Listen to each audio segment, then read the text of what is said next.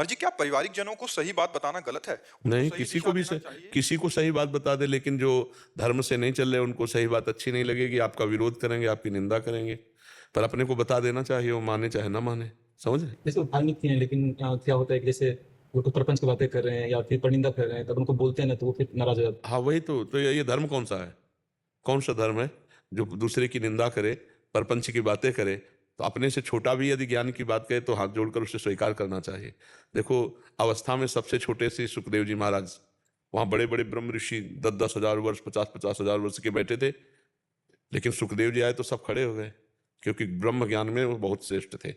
तो ज्ञान में अवस्था नहीं देखी जाती। तो मान लो आपके बुजुर्गजन हो या जो भी हो, अगर आप सही उनको उपदेश करते हैं कि पराई निंदा नहीं करनी चाहिए, जितनी देर प्रपंच की बात कर रहे हो उतनी देर भगवान का नाम जप करो, तो उनको बुरा लगेगा, क्योंकि वास्तविक वो धर्म में नहीं है।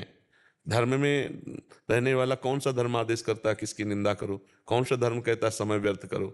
सनातन धर्म के बहुत दिव्य लक्षण हैं, पीछे चर्चा हुई थी। तो भगवान के और धर्म के स्वरूप एक ही है। भगवान ही सनातन है और धर्म ही सनातन भगवान का स्वरूप है।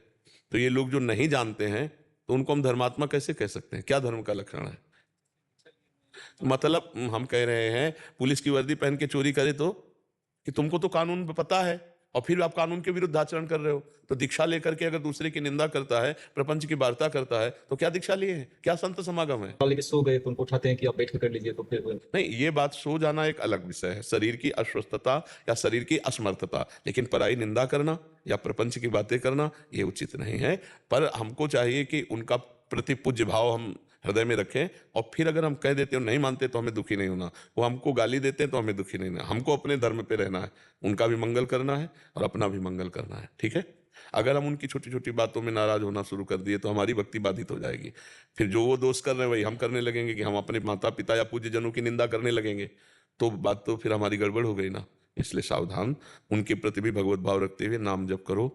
आवश्यक होने पर बोल दो, लेकिन ऐसे बोलो कि आपका वो अपमान करें तो आपको दुख ना पहुंचे, वो आपकी अवहेलना निंदा करें तो आपको दुख न पहुंचे।